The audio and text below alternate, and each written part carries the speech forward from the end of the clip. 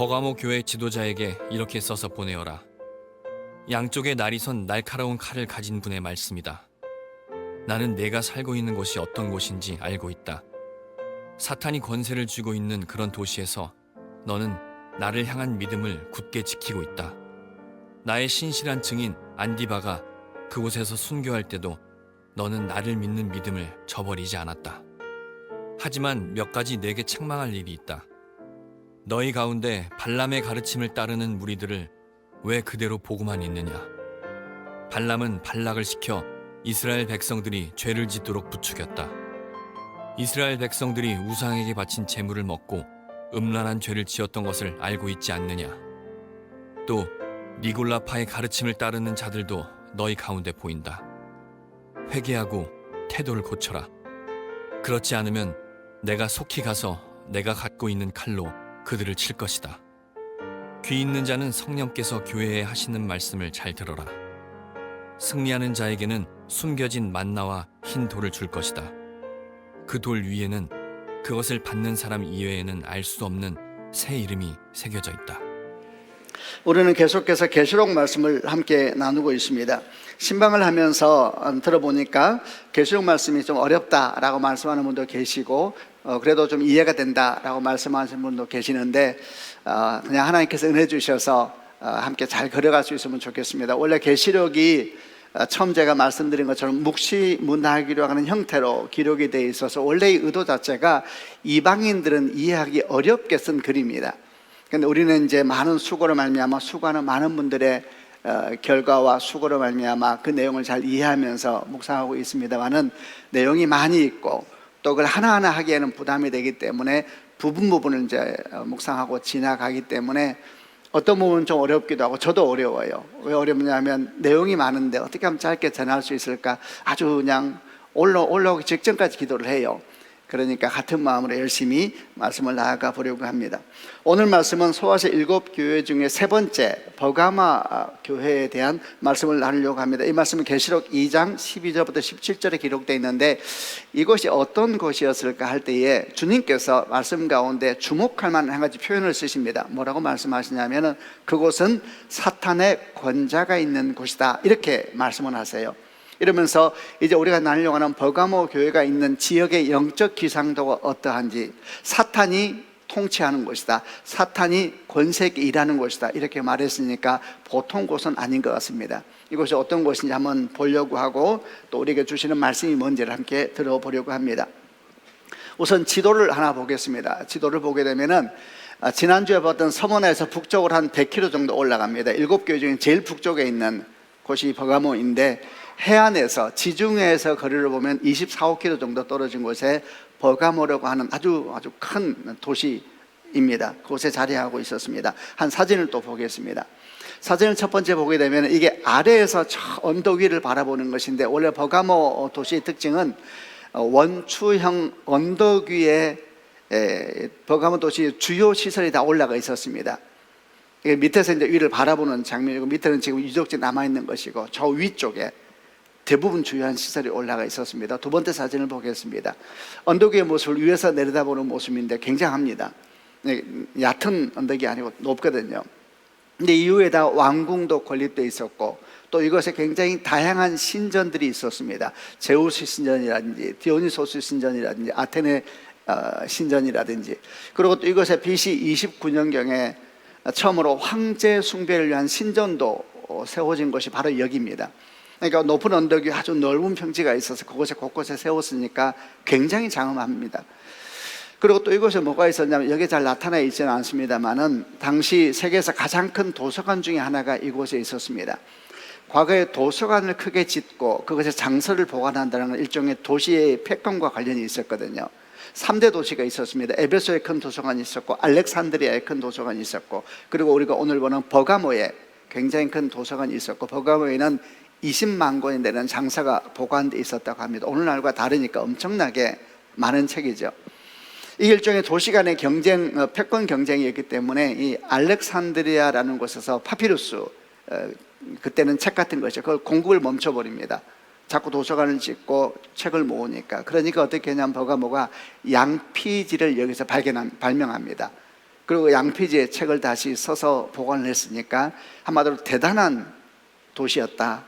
위에서 저렇게 있는데 저기서 내려다보면 날씨가 좋으면 한 24km 떨어진 지중해까지도 보이는 곳이었고, 그럼 아래에서 위를 보면 어땠을까요? 저는 성주순례를 저기 2번 가봤거든요. 저는 안 올라갔어요. 너무 높아서 힘들었을 것 같아서. 밑에서 보면 벌써 느낌이 옵니다. 장엄합니다. 그래서 멀리서 바라보면은 저 언덕 위가 어떻게 보였을까라고 말할 때 사람들은 보좌와 같았을 것이다 그래요. 그러니까 하나님께서, 주님께서 사탄의 보좌가 있는 곳이다, 그들이 통치하는 곳이다 라는 것은 지형학적인 특징이기도 하고 실제로 그 지역의 영적인 기상도이기도 했었습니다. 위만 그런 것이 아닙니다. 다음 사진을 하나 보겠습니다. 다음 사진은 밑에 있는, 특별히 밑에 뭐가 있냐면은 아스클레피온이라고 하는 세계 최초의 종합병원이 밑에 있었습니다. 그곳에 있는 기둥 중에 하나를 찍어 놓은 곳인데 혹시 보이세요? 저기 뱀이 보입니다.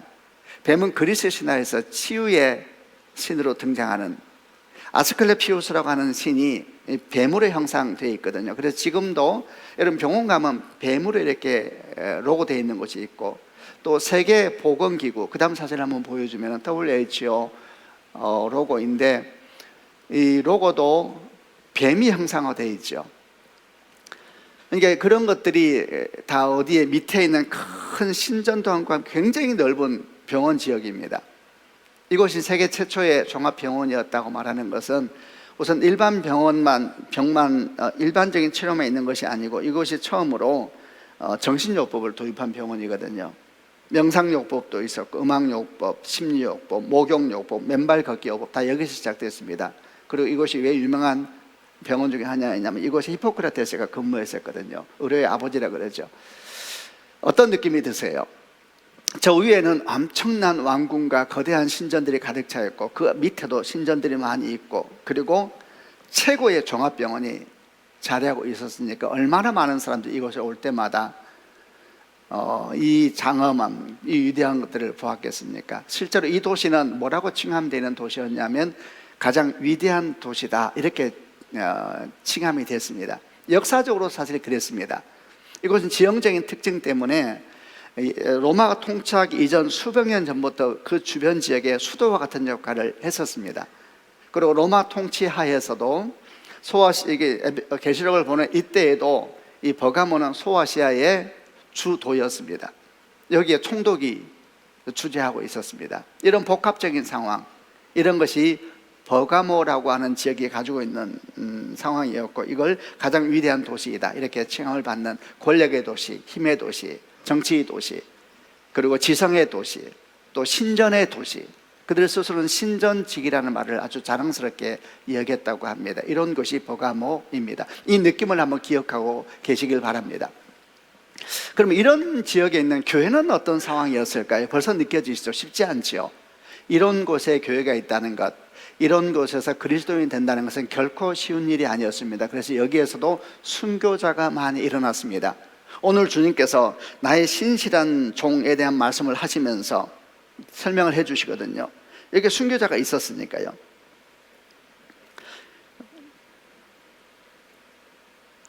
그리고 그 순교자로 말미암아 하나님께서 역사하시고 칭찬하시고 이런 말씀도 여기에 나오거든요. 이런 복합적인 상황이 나와 있습니다. 나의 신실한 증인 안디바가 순교할 때에도 너희들은 믿음을 지켰다, 이렇게 칭찬하는 내용이 나옵니다.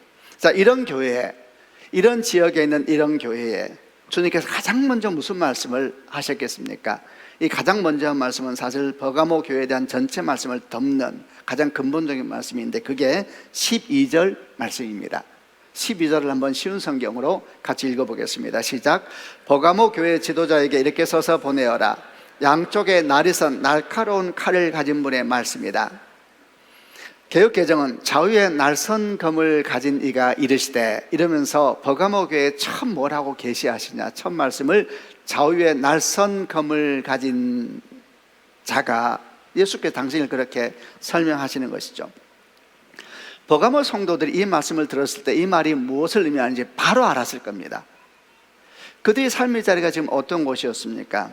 원초형 언덕 위에 자리한 왕궁과 신전, 도서관으로 말미암아 그것은 눈에 보이는 이 땅의 통치자가 누구인지를 명확하게 드러나는 곳이 버가모였습니다. 그 땅의 통치자는 로마 황제였습니다. 그리고 위임받은 로마 총독이었습니다. 그것이 땅의 권세이고 힘이었죠. 실제로 당시 로마 황제는 지역에 총독을 보낼 때 좌우에 날선 검을 수여했다고 합니다. 이 검이 의미하는 것은 로마의 정의, 로마의 힘, 로마의 권세, 로마의 통치를 의미하는 것이었고, 이 검을 수여받은 총독은 그곳에 갔을 때에 그곳에 있는 사람들의 생사여타권을 손에 쥐는, 죽일 수도 있고 살릴 수도 있는 땅의 통치자요 권세자였습니다. 그리고 그걸 대표적으로 나타내는 땅이 버가모였고, 버가모 위에 있는 원추형 위에 있는 그 거대하고 장엄한 신전들과 왕궁이었습니다. 그곳에 있는 성도들은 당신이 그 지역에 있는 영성, 그 지역을 덮고 있는 영성에 눌리고 있었을 것이고, 날마다 두려움 가운데 신앙생활을 하고 있었겠죠. 그런데 주님께서 이런 교회의 첫 말씀이 좌우에 날선 검을 가진 이가 이르시되, 이렇게 말씀하는 거예요. 저는 제가 버가모 성도가 돼서 이 말씀을 들었다면 정말 무너졌을 것 같아요. 너무 잘 아시는 거예요. 그들이 어떤 땅에 있는지 너무너무 잘 아시죠. 주님이 말씀하는 것입니다. 이 땅의 진정한 통치자가 누구이냐?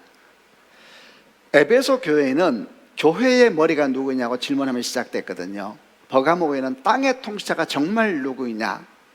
나다. 이게 버가모 교회에 대한 계시의 시작입니다. 버가모 교인들이 이 말씀을 들으면서 가장 정확한 주의 말씀을 들었던 것이 가장 합당하게, 항상 그랬습니다. 주님은 지금까지 걸어왔던 세계 교회를 생각해 보세요. 항상 주님은 정확하셨습니다. 처음 에베소 교회는 뭐라고 나타나셨습니까? 기억하세요. 오른손에 7변을 붙잡고 7 금초대 사이를 걸어다니는 분의 말씀이다. 이렇게 시작해요. 7별은 7교회 지도자들이었습니다. 오른손에 7 지도자들을 붙잡고 7 금초대는 7 교회를 말하는 것이었거든요. 7 교회를 사이를 거니시는 분, 그 말은 교회 통치자, 교회 주권자를 말씀하는 것이죠. 첫 모습이 교회 주권자가 누구이냐? 나다. 이러면서 말씀이 시작되거든요. 왜 이렇게 말씀하셨는가? 에베소 교회가 위대한 교회라 그랬죠. 위대한 교회였습니다. 사도 바울부터 사도 요한에 이르기까지 사도들의 전설 같은 신앙 이야기가 교회 공간을 채우고 있었던 교회였고, 예수님의 어머니 마리아가 성도였잖아요. 역사가 있는 교회였고, 말씀 있는 교회였고, 위대한 교회였습니다.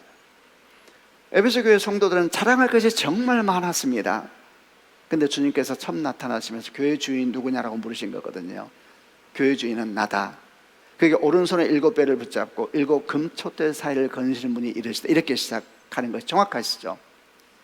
지난주 봤던 서머나 교회는 어떻게 등장했습니까? 처음과 마지막이며 죽었다가 다시 사신 이가 이르시다. 이렇게 말씀이 시작돼요. 왜 그랬습니까? 서머나 교회는 순교자의 교회거든요. 가장 아름다운 도시에 가장 가난한 사람들, 그게 서머나 교회였습니다.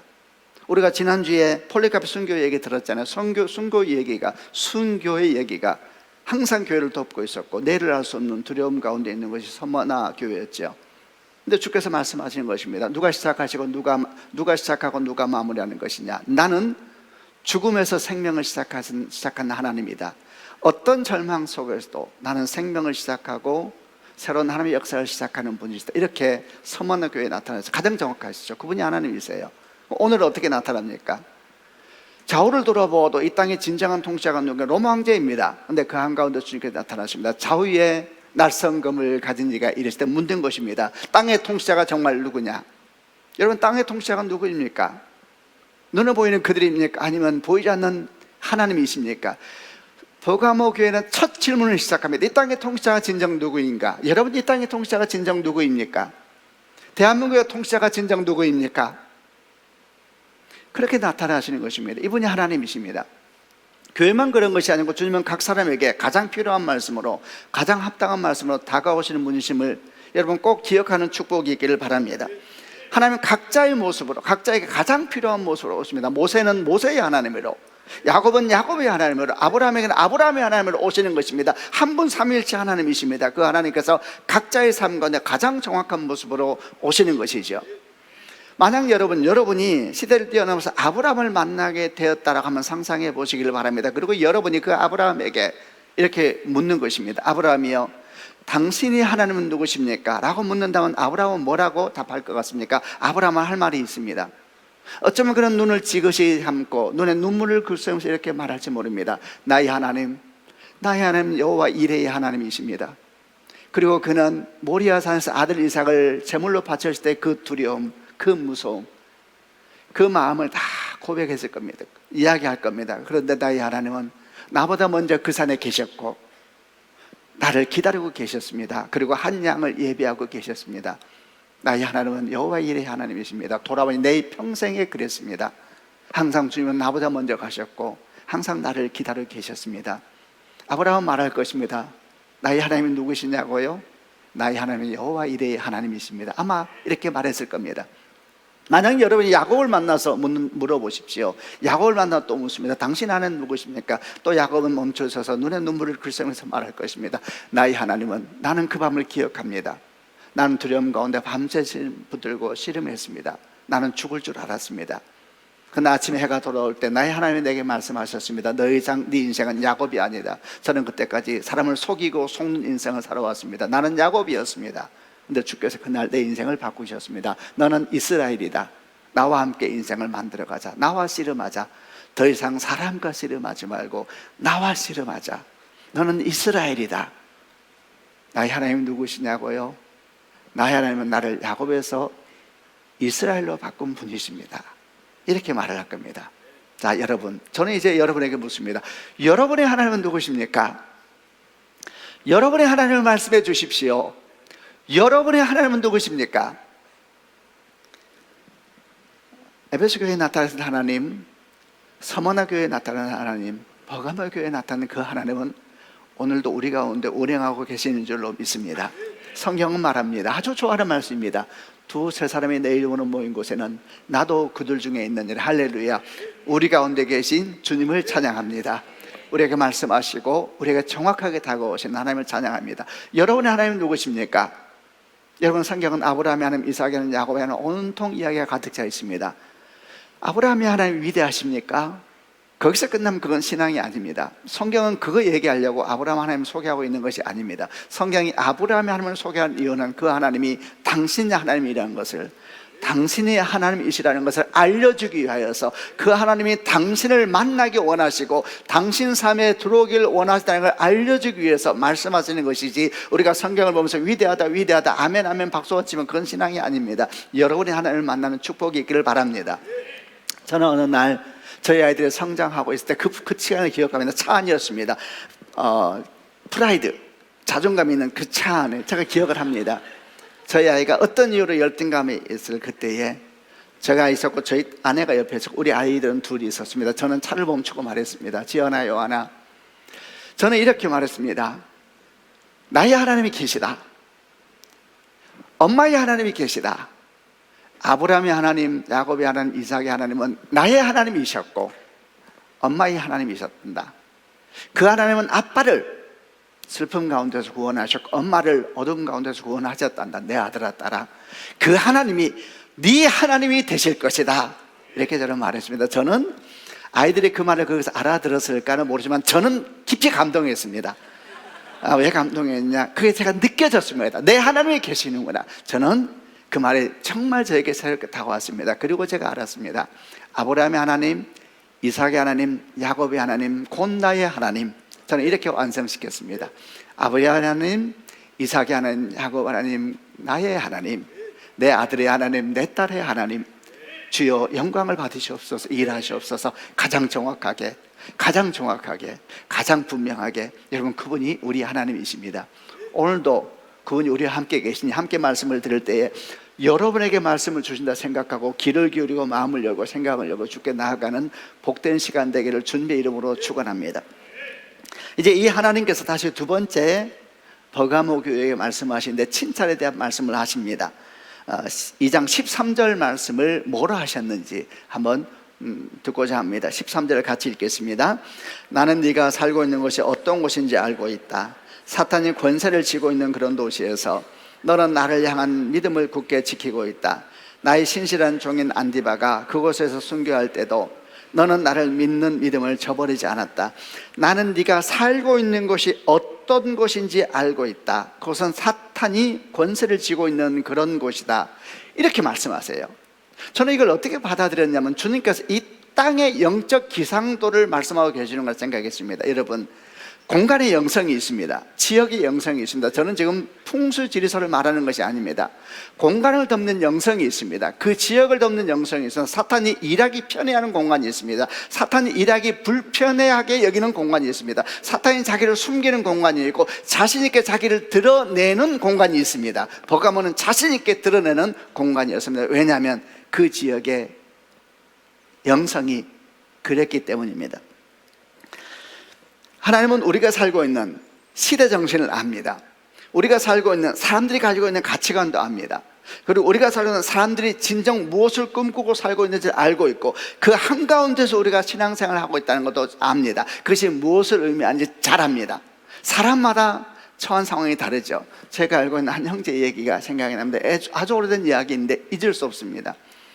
젊었을 때 함께 만났을 때 어느 날 명절이 끝나고 난 다음에 고향 갔다 온 이야기를 형제가 했습니다. 그 형제는 예수를 만났습니다. 예수에게 인생을 드린 청년이었습니다. 그리고 내가 주위에는 아무에게도 절하지 않을 것이고 숭배하지 않을 것이다. 하나님만이 나의 하나님이다. 이런 고백을 가지고 이제 살고 있는 형제인데, 이분이 고향이 아주 심한 불교적인 배경을 가진 고향이었고 이분이 장손이었습니다. 명절 내려가니까 이제 다 어른들이 다 전통 복장을 입으시고 이제 모여서 제사를 다 지내는 족보 순서에 따라서 이제 다 줄 서서 제사를 지내는데, 형제는 결정했습니다. 나는 절하지 않을 것이다. 그리고 나는 기도할 것이다. 드디어 이제 형제의 차례가 됐습니다. 다 어른들이 먼저 절은 다 둘러서서 이제 형제가 가운데 나타나는데 절을 안 하고 눈을 감고 기도를 하는 겁니다. 그래서 어떤 일이 생겼는가? 주변 어른들이 당황하는 소리가 막 들려오기 시작합니다. 아니 지금 뭐 하는 것인가? 아니 지금 뭐 하는 것인가?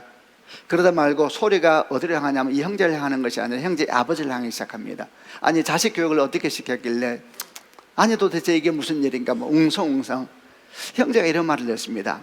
가장 힘들었던 것은 자기를 향한 말이 아니었대요. 자기 아버지가 당황해하는 모습이 느껴져서 아버지가 주변에 있는 어른들이 그렇게 말을 하자 아버지가 아들을 향해서 말하기 시작했습니다. 아, 이 녀석 왜 이러냐?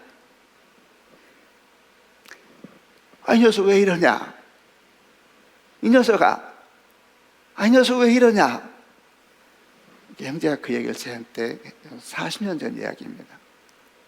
저는 기억에 깊이 남아있습니다. 그렇구나. 버가모에서 예수를 믿는다는 것은 어려운 일이었습니다. 버가모를 지배하는 영성이 있었습니다. 그곳에서 예수 수행이 된다는 것은 무엇을 의미하는 것이었을까? 나의 신실한 증인 안티바 얘기를 성경이 하지요. 안티바는 어떻게 죽었는가? 전해오는 이야기에 하면 그는 노스의 가마에서 서서히 구워져서 죽음을 당했다고 합니다. 버가모 교인들은 알았습니다. 이 땅에서 예수를 믿는다는 것은 무슨 대가를 치르는 것인지, 그것은 죽음이었습니다. 그런데 그곳에서 그들은 예수를 믿기로 결정을 했습니다.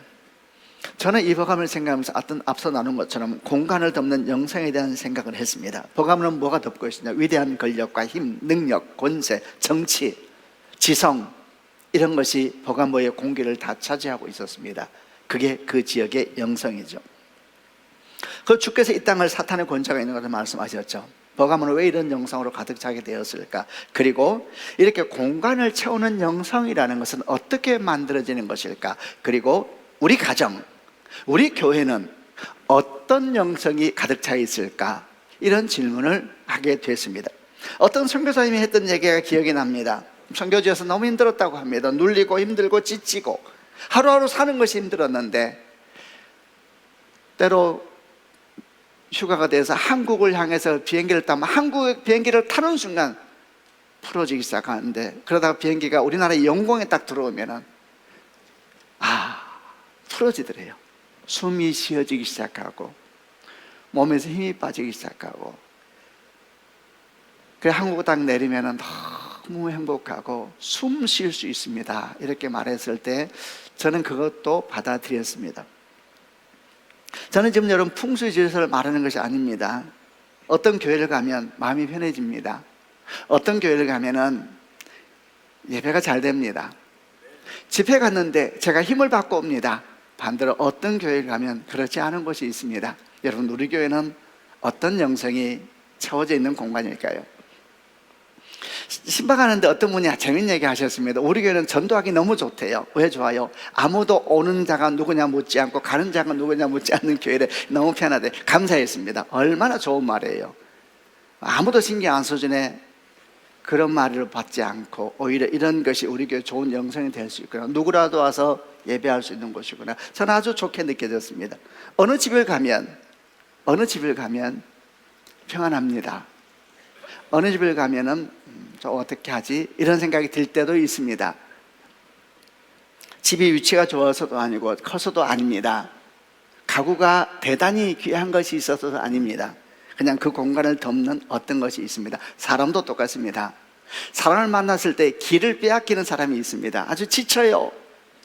그런 사람을 만났을 때 지친 제가 회복되는 사람도 있습니다. 보고 싶은 사람이 있습니다. 그런데 만나려고 하면 기도가 필요한 사람도 있습니다. 여러분, 이런 것이 다 뭘까요? 그 사람 안에는 그 어떤 것 아닐까요? 여러분이요. 여러분 안에, 여러분 가정 가운데, 우리 교회 가운데 주의 생명에 가득하기를 주님의 이름으로 축원합니다. 어떻게 하면 이런 공간을 아름다운 영성으로 채울 수 있을까? 그 공간을 채우는 영성은 어떻게 만들어지는 것일까? 그것은 그 안에 거하는 사람들의 영성에서 만들어지는 것입니다. 그 안에 사람들의 관심이 무엇인가? 사람들의 언어를 지배하는 것이 무엇인가? 그들의 꿈이 무엇인가? 그들의 선택이 무엇인가? 그들이 어디서 눈물을 흘리는가? 어디서 기뻐하는가? 그런 것이 쌓여서 공간의 영성을 이루어가는 것입니다. 어떻게 하면 우리가 그런 아름다운 영성을 우리 가정 가운데, 교회 가운데 이룰 수 있을까? 그래서 첫 번째는 뭐냐? 그 공간의 중심에 하나님께서 계셔야 합니다. 여러분, 어디나 근원이 있습니다. 근원이. 넓은 강을 보십시오. 낙동강 한강을 보십시오. 아주 크고 얼마나 아름답습니까? 그러나 근원은 아주 먼 곳에 있습니다. 작은 근원으로부터 물줄기는 시작되고 그 근원으로부터 내려온 물들이 합쳐지면서 강을 이루고 내를 이루고 바다까지 흘러가는 것이잖아요. 그 근원이 중요합니다. 근원으로부터 시작되는 것입니다. 그 근원이 하나님이 되게 하십시오. 여러분, 가장 소중한 분이 하나님이 되게 하십시오. 가장 소중한 분이 하나님 되면 그분으로부터 이야기를 시작되고 그분으로부터 꿈도 시작되고 그분으로부터 기쁨도 시작되게 하십시오. 여러분, 그것이 가정을 만드는 영성입니다. 여러분 가정에서 가장 소중한 것이 무엇입니까? 가장 소중한 주제가 뭡니까? 그게 여러분 가정의 영성을 만듭니다. 여러분, 버가모 사람들을 생각해 보았습니다.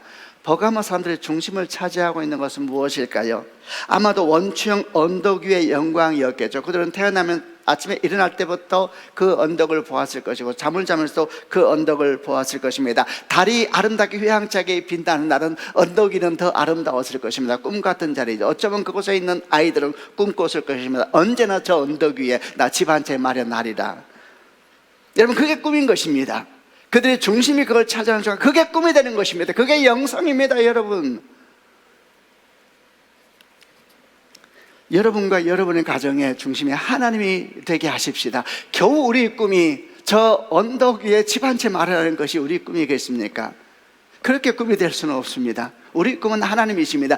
그분으로부터 모든 것이 흘러내려오게 하십시다 하면 그분으로부터 우리 대화가 시작되게 하고 우리의 관심이 시작되게 하고 우리 기도가 시작되게 하고 우리 기쁨이 시작되게 하고 우리 환희가 시작되게 하십시다. 그게 가정을 만들어가는 것입니다. 여러분, 여러분 자녀들에게 무엇을 주기 원하십니까? 여러분 가정을 들어오는 시간에 회복이 있고 치유가 있고 상쾌함이 있고 기쁨이 있고 힐링이 있는 그런 가정의 축복이 있기를 바랍니다. 여러분, 사람들 우리가 그렇게 만들 수가 있습니다. 하나님께서 근원이 되실 수만 있다면 그렇게 될 수가 있습니다. 아멘이죠. 꿈꾸시길 바랍니다. 두 번째, 또 어떻게 보면 이런 공간의 영성을 만들 수 있을까? 두 번째는 그 공간에 감탄의 영성, 감사의 영성이 가득 넘치게 하시는 축복이 있기를 바랍니다. 버가모를 다시 말해보겠습니다. 제가 여러분에게 버가모에 대한 얘기를 앞에 길게 설명했습니다. 여러분은 무엇을 느꼈습니까? 그 땅의 지형적인 특징 자체가 왕의 보좌와 같은 느낌을 준다 그랬습니다. 그 땅의 역사가 수백 년 전부터 이미 그 땅은 아예 왕의 도시였습니다. 그런 느낌을 준다 그랬습니다. 그 자리에 자리하는 수많은 신전들과 왕궁들, 저는 걸어가서 봤습니다. 저는 그 병원터를 걸으면서 제가 무엇을 생각했을까요? 대단하다 생각했습니다. 그러나 그 한가운데 신전이 있었습니다. 신전이. 그래서 거기에 치료를 위해서 오는 모든 사람들이 기본적으로 신전에서 예배하게 했습니다. 신전에는 뭐가 있었습니까? 뱀의 형상으로 자라는 치유신이 있었습니다. 모두 다 그 뱀의 형상 앞에 꿇어 앉아서 치유를 구했습니다. 그리고 그들은 치유를 끝나고 돌아가 다시 뱀의 형상 앞에 앉아서 치유를 구했습니다. 여러분, 그 땅에 산다는 것은 우리가 지금 기독교적인 시야로 보니까 어떡하냐 그럴지 몰라도 그 땅에 사는 사람은 아주 자랑스러웠을 것입니다. 그런 건물을 보고 그런 원초의 그런 수많은 왕궁을 보고 감탄했을 겁니다. 감탄. 자랑스러웠을 것입니다. 그 땅에 산다는 것이 자랑스러웠을 것입니다. 아침에 눈을 뜨고 저녁에 잠을 잘 때마다 이곳에 내가 자리한다는 사실이 감탄스러웠을 겁니다. 저는 생각했습니다. 무엇에 감탄하는가? 무엇에 환호하는가? 무엇에 눈물을 흘리는가? 그게 결국 그 공간의 영상을 만들 것이다. 여러분 집은 무엇에 환호합니까? 여러분 부모님들은 무엇에 감탄합니까? 아버님들이요, 어머님들이요. 여러분은 이회사 할 때 너무 좋다. 무엇에 감탄합니까? 여러분 그 감탄이 여러분 가정의 영성을 만드는 겁니다. 여러분 가정에서 생명의 감탄이 흘러나오게 하시기 바랍니다. 아름답다, 정말 아름답다, 복되다, 복되다. 여러분 자녀를 보면서 여러분 무엇을 경탄합니까? 시편 133편에 이런 고백이 나옵니다. 이것은 다윗의 고백인데 시편 133편에 1절에 이런 말씀이 나옵니다. 보라, 형제가 연합하여 동거함이 어찌 그리 선하고 아름다운 것. 다 감탄이죠. 보라, 형제가 연합하여 동거함이 어찌 그리 선하고 아름다운 것. 그 뒤에 2절에 이렇게 말합니다. 머리에 있는 보배로운 기름이 수염 곧 아론의 수염이 흘러서 그의 어깨까지 내린 같고 헐몬의 이스라엘 시온의 산들에 내린 같도다. 거기서 여호와께서 복을 명하셨느니 곧 영생이로다. 저는 이렇게 받아들였습니다. 보라, 이 감탄 어찌 그리 아름다운가. 이 감탄 거기서 여호와께서 복을 명하셨느니 곧 영생이로다. 이렇게 생각했습니다. 시편 16편에서 똑같은 다윗이 이런 고백을 합니다. 내게 줄로 재워준 구역은 아름다운 곳에 있으며 내 기업이 실로 아름답도다. 또 감탄이죠. 내 기업이 실로 아름답도다. 나의 가정이 참으로 아름답구나. 나의 자녀가 참으로 아름답구나. 왕이었죠. 나의 나라가 참으로 아름다웠구나. 이렇게 말을 했습니다. 다윗이 그랬습니다. 있을 수가 없는 이야기죠. 여러분 다윗 인생을 좀 아시지 않습니까? 자랄 때부터 그는 깨어진 가정이 자랐습니다. 아버지가 인정하지 않는 아들이었고 형제가 비웃는 형제였습니다. 나중에 결혼했을 때 아내가 남편을 비웃었습니다. 그리고 자식들이 서로 자식을 죽였습니다. 그걸 무력하게 받아들여야 했던 아버지였습니다. 그 아들 중에 한 명은 아버지 죽이겠다고 쫓아왔을 때에 살겠다고 야밤 도주했던 아버지였습니다. 어떻게 그 가정이 아름답습니까? 어떻게 실로 아름답다 말할 수가 있겠습니까? 저는 다윗을 생각해 보았습니다. 어떻게 이 사람이 이렇게 경탄의 언어를 인생 곳곳에 쓸 수가 있을까? 이렇게 비극적인 가정 같은데 저는 여러분 다윗을 생각하면서 하나님께서 내 마음에 합한 자라 말씀하신 것이 무엇일까 생각을 되게 많이 합니다. 인간적으로 그리 행복하지 않았을 것 같은데 생각했습니다. 왕인들 뭐 합니까? 가정이 다 깨어졌는데. 그런데 그 한가운데서 어떻게 이 사람은 자기 영성을 지키며 그는 최선을 다해 살았습니다. 최선을 다해 살았지만 삶은 참 공고했었죠. 그런데 어떻게 그는 그 감탄의 영성을 놓치지 않고 있었을까? 그리고 저는 한 말씀이 생각났습니다. 시편 84편 5절부터 7절 말씀이 생각나고 바로 이런 마음이 분명히 다윗의 마음이었으리라 생각을 했습니다. 시편 84편 5절부터 7절을 개역 개정으로 한번 읽어보겠습니다. 제가 5절 읽겠습니다. 주께 힘을 얻고 그 마음이 시온에 데려가 있는 자는 복이 있나이다. 6절 그들이 눈물 골짜기로 지나갈 때에 그곳에 많은 샘이 있을 것이며 이른 배가 복을 채워주나이다. 7절 읽겠습니다. 그들은 힘을 얻고 더 얻어 나아가 시온에서 하나님 앞에 각기 나타나리이다. 제일 마지막을 보십시오. 그들은 힘을 얻고 또 얻어 그 앞에 보십시오. 눈물 골짜기를 지나갈 때에도 인생이 아무리 어둡고 슬퍼도 이 사람은 힘을 얻고 더 얻어 마침내 시온에서 하나님 앞에 서게 될 것입니다. 이 사람이 여정은 눈물 골짜기지만 주님께서 그곳에 많은 샘을 터지게 할 것이고 이른비가 내리면 메마른 땅에 씨를 뿌릴 수가 있습니다. 시작되는 겁니다. 이른비가 내리면 이른비가 내려야지 이스라엘은 씨를 뿌릴 수가 있습니다. 늦은 비가 그것을 마무리하는 것이고 이른 비가 안 내리면 재앙이 시작됩니다. 이른 비가 내린다는 것은 축복이 시작됐다라는 의미거든요. 이게요. 이른 비가 복을 채워주실 것입니다. 눈물 골짜기를 지나는데도 슬픔이 그의 인생을 가득하는데도 어떤 인생에게 이런 복을 주시는 것일까? 앞에 나와 있습니다. 그 마음에 시온의 대로가 있는 자는 복이 있나이다. 시온의 대로가 뭡니까? 하나님을 향하여 쭉 뻗은 넓은 길이 마음에 있는 자는 복이 있다 그랬습니다. 여러분 이런 축복이 여러분 가운데 있기를 바랍니다. 여러분 마음 가운데 하나님을 향하여 쭉 뻗은 시온이 있기를 바랍니다. 시온의 대로가 있기를 바랍니다. 하나님의 쭉 뻗은 길이 무엇을 의미하겠습니까? 어떤 상황에도 주를 향하여 달려갈 수 있는 내면의 능력이 있는 사람입니다. 하나님을 중심에 모시고 하나님 앞에 예배하는 사람 아니겠습니까? 여러분의 심령 가운데 또 여러분 가정 가운데 시온을 향하여 쭉 뻗은 넓은 길이 있기를 주님의 이름으로 축원합니다. 그런 가정은 슬픔의 땅에도 지금 말했잖아요. 많은 샘이 터질 것이며 이른 비가 내릴 것이다. 힘을 얻고 또 얻어 마침내 주의 존재 앞에 서게 될 것이다 그랬습니다. 저는 다윗이 이랬구나 생각했습니다. 여러분 그런 가정이 되게 하십시오. 여러분 가정의 영성을 관리하십시오. 여러분 가정의 영성이 생명의 영성이 되게 하십시오. 겨우 원초형 언덕 위에 집 하나 짓는 게 꿈이어야 되겠습니까? 우리의 꿈은 더 아름답고 더 놀라운 꿈이 되어야 될 줄로 믿습니다. 여러분 가정의 영성을 새롭게 만드십시오. 공간의 영성을 만드십시오. 여러분 내면에 시온의 대로가 활짝 열린 영성을 만드십시오. 저는 여러분에게 두 가지를 나누었습니다. 근원을 분명히 하십시오. 그분으로부터 시작됩니다. 그분으로부터 물이 시작되고 마침내 모여서 강이 흐를 것이고 바다가 될 것입니다. 하나님이십니다. 그분이 가장 소중한 가치가 되게 하십시오. 두 번째, 경탄의 언어가 집에 넘치게 하십시오. 오늘 예배 마치고 돌아가실 거 아니에요. 기억하세요. 여러분 집에 돌아 똑같은 집을 볼 때 기뻐하십시오. 실로 아름답도다 기뻐하십시오. 경탄의 언어를 선포하십시오. 여러분 단어를 볼 때에 쟤는 왜 생각하지 말고 다 아름답도다. 애가 당황하겠지요. 아름답도다. 참 좋다. 얼굴을 만져주고 안아주면서 아름답다.